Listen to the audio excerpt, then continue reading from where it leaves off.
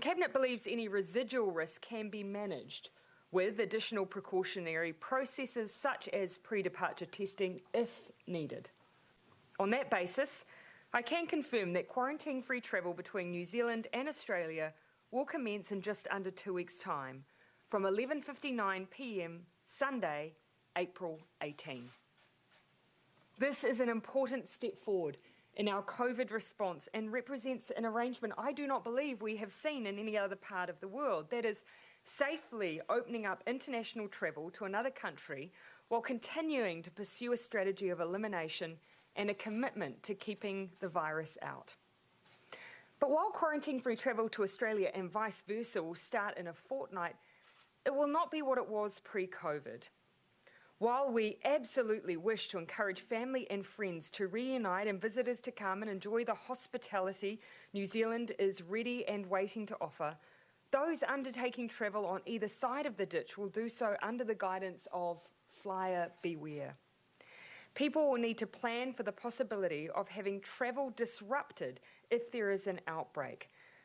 But to help people plan ahead and make decisions around their travel, we want to share as much information as we can about our decision making. Just as we have our alert level settings for managing cases in New Zealand, we will also now have a framework for managing an outbreak in Australia. In many ways, we will treat Australia as a region of our own when making decisions on restrictions, albeit one with the complication of multiple internal borders. To help make that work as seamlessly as possible, our officials are already working closely together, and our health teams will be part of calls that discuss new cases that may emerge both here and in Australia. Once we know about a case in Australia, we will have 3 possible responses when it comes to flights and access to our border. And we've captured these with a framework based on continue, pause, or suspend. As you'll see from the material provided, we've set out the types of scenarios that could lead to each response. They broadly follow the kinds of decisions that you'd see if there was a case here. For instance, if a case is found that is quite clearly linked to a border worker in a quarantine facility and is well contained, you'd likely see travel continue in the same way as you would see life continue if that happened here in New Zealand. If, however, a case was found that was not clearly linked to the border and a state responded by a short lockdown to identify more information, we'd likely pause flights from that state in the same way we would stop travel into and out of a region in New Zealand if it were going into a short lockdown. And if we saw multiple cases of unknown origin, we would likely suspend flights for a set period of time. In each of these situations, travellers in an affected state should expect 2 things. First, that they must follow the guidelines given to them locally. Second, that when travel does resume and they're able to come to New Zealand again, they could be asked to do one of 4 things depending on the risk. Either simply monitor their symptoms on return, 2, take a test before they depart, 3, isolate on arrival, or 4, possibly in some situations, go into managed isolation for up to 14 days. These precautions are all part of our preparation to keep COVID out, and of course are not based on hypotheticals. Both countries have had border incursions, and I know neither one of us wishes to export COVID to the other country. These protocols will help ensure that we don't. Many of us haven't travelled abroad for over a year, and I know we expect travel to be different in a COVID environment, and it will be. So I wanted to provide a snapshot of what a traveller coming from Australia to New Zealand can expect, both so they can see how important it is to us that they have a safe experience, but also so Kiwis can hear about the protections that exist at the border. When those in Australia currently make the welcome decision to come to New Zealand, they'll be making a booking on what is called a green zone flight. That means that there will be no passengers on that flight who have come from anywhere but Australia in the last 14 days. They will also be flown by crew who have not flown on any high-risk routes for a set period of time. Passengers will need to provide comprehensive information on how they can be contacted while in New Zealand. They won't be able to travel if they have cold or flu symptoms. When they fly, they will be required to wear a mask on the flight, and will also be asked to download and use the New Zealand COVID Tracer app for use while in New Zealand. On arrival, passengers will be taken through what we call the green zones at the airport, meaning there'll be no contact with those who are arriving from other parts of the world and going into managed isolation or quarantine facilities.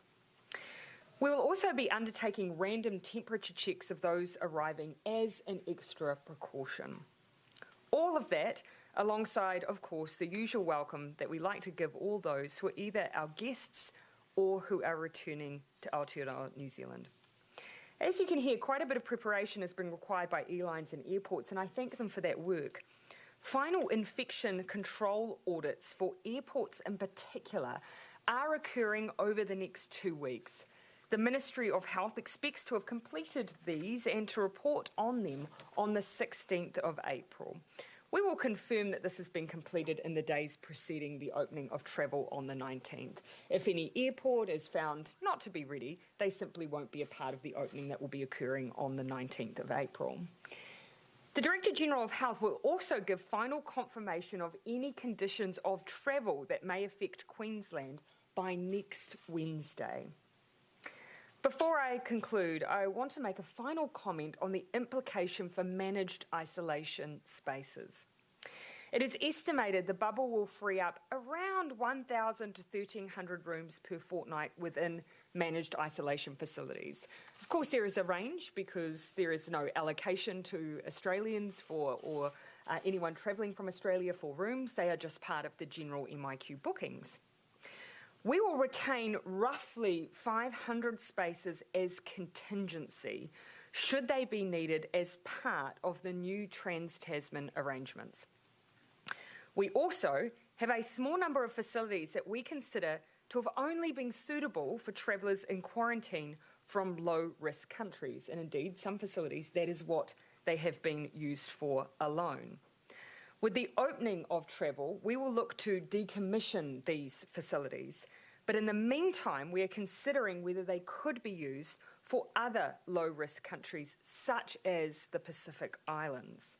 As a result of this, we do not anticipate a large number of vacant quarantine spaces to come on stream.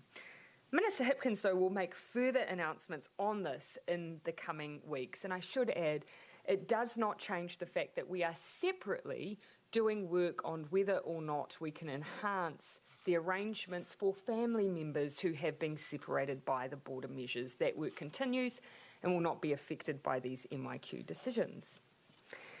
Let me be clear though, New Zealanders can still return home and there will still be thousands of spaces in MIQ for those returning citizens and permanent residents.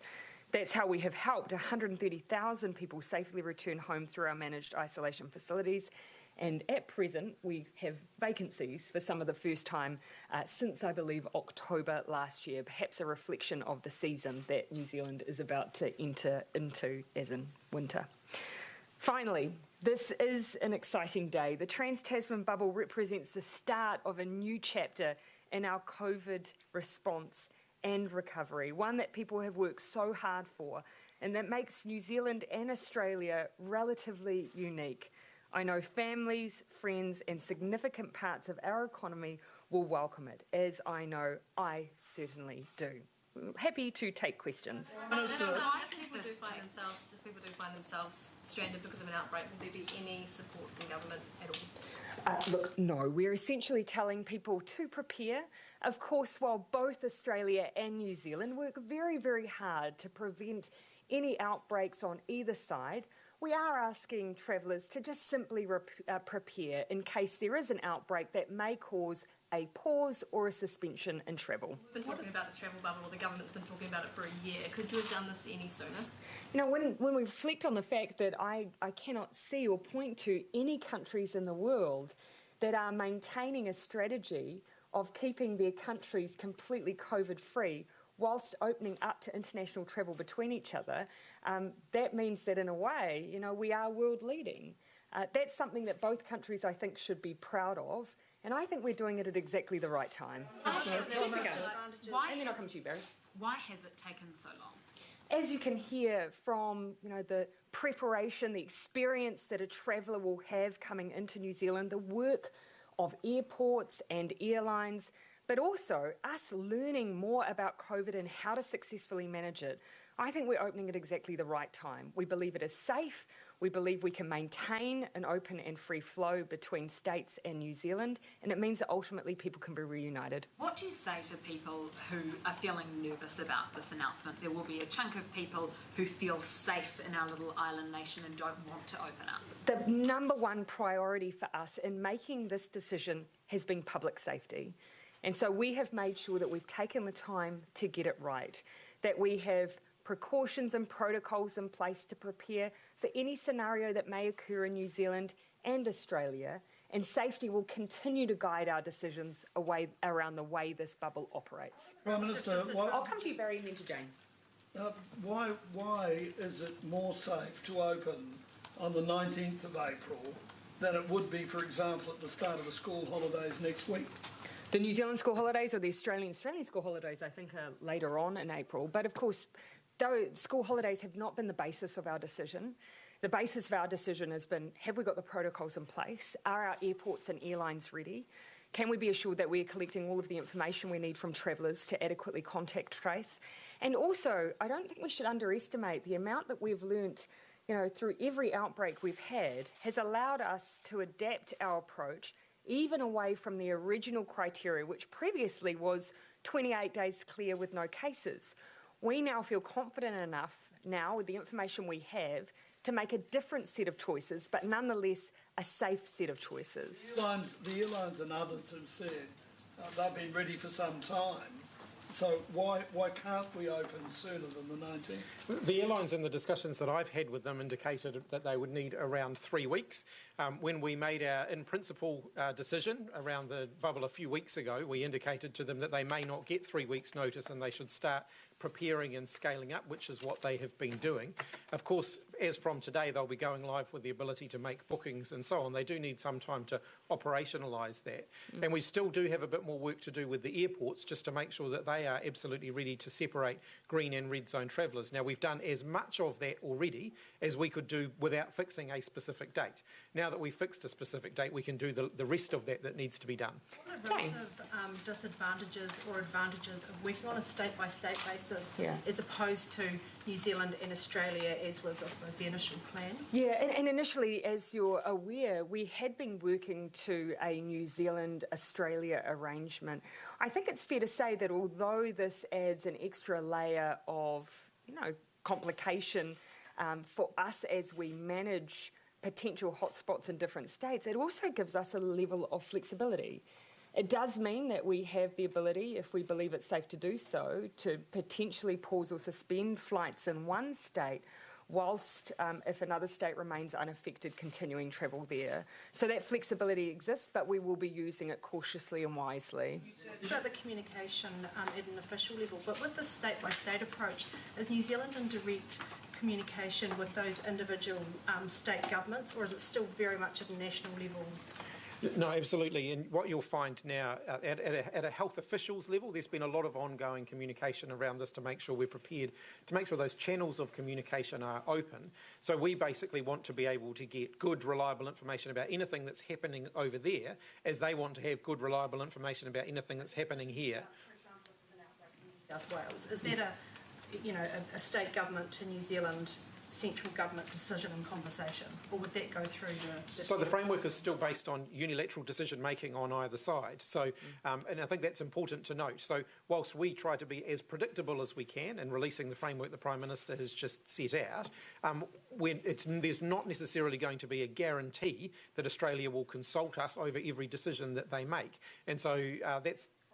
That of course has been a talking point for us over the first part of this year, and that is one of the reasons why we've landed where we've landed today. Yeah, and look, as Barry, you've asked about why now. I mean, previously we had been trying to work to an arrangement that had a bit more predictability. That meant that you would be coming to decisions that were broadly in reflection of one another. There may well be scenarios where one side shuts and the other isn't shutting, or one state does and one state doesn't. That is just the reality of the arrangement that we'll have in place, but we do believe it can be managed. We've given Australia, though, that we would give notice, and isn't that something you would expect to be reciprocated if the two countries are entering into an arrangement, presumably based on good faith? One of the things I think, to be fair, is that we absolutely accept that speed is of the essence in an outbreak. You've seen often we have moved very, very quickly. And so we accept that it may mean that Australia moves quickly on a decision. And whilst actually for the most part they're very good at giving us a heads up, that may not always happen. That means that they expect and understand if we do the same. But I don't expect anything to necessarily be a surprise because we have committed that we will be sharing information directly. We'll be on similar calls with one another where we're discussing new information. And we have the ability and power to make decisions in New Zealand's best interest. I think there's a difference between good faith decision making and joint decision making. Yeah. I fully expect there'll be a lot of good faith. We'll be in regular contact with one another, but each country is reserving the right to make its own decisions. Though, does it? I mean, a text between two prime ministers. And I imagine about moving quickly. Yeah, and I imagine that will likely be the case. But what we're saying here is that whilst we anticipate that's exactly what will happen, there's no written requirement for that to be the case. But equally, that means for New Zealand we can make those decisions at speed if required. I did have conversations this afternoon with the Premier of New South Wales and the Premier of Queensland, and that was one of the points we made. We'll stay in touch. We have each other's numbers. We'll be making sure that our Health Minister's COVID-19 response level, we do exactly the same thing, so I don't expect anything will be a surprise. Audrey.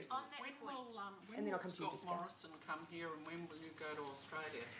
And so we have, as you'll know, been delaying the leader-level dialogue that we have usually at the beginning of the year because we wanted to carry it out face-to-face. When I spoke with Prime Minister Morrison last night to say today's the day that Cabinet will be making decisions, the first thing we talked about was when we would be able to convene those face-to-face meetings. Dates are being discussed. I expect that it will be relatively soon, and I'll be looking to use the opportunity to take Prime Minister Morrison to an area that has previously enjoyed high levels of international visitors and that we'll want to put back on the world stage. Can I just clarify on that point that was being questioned before? Yeah. As part of that written arrangement, have we said that we will give Australia warning formally? Is that how it is? And but they haven't given that reciprocally to us? No, not at all. I mean, look, firstly, keep in mind we've already had an arrangement where there's been quarantine-free travel, and we have been given heads up of when those things when decisions have been made to close borders for periods of time. What we're now saying is we'll look to do the same. There is no requirement for either side to give written formal notice before a decision is made, because one of the important things we want to preserve on both sides is the ability for us to move quickly. That's how we protect our position and look after everyone's public health, and we expect that will happen on both sides. Henry. To not require a pre-departure Sorry, test. what was that? To not require a pre-departure test when the green light is operating. Is that a capacity issue, or what about the... No, so actually we haven't finalised that decision, so that's why today we are flagging that it is still potentially something we may ask for, depending on the health situation within Queensland at the time we make that final call next Wednesday. So the Director General will give us his health assessment on whether or not pre-departure testing is something we may require. It's already in the framework though. One of the responses that we may require as part of travel at any given time, depending on need, could be a pre-departure test. But what we're saying is for most states on the 19th of April, we're not expecting it, with the caveat that it may for Queensland. You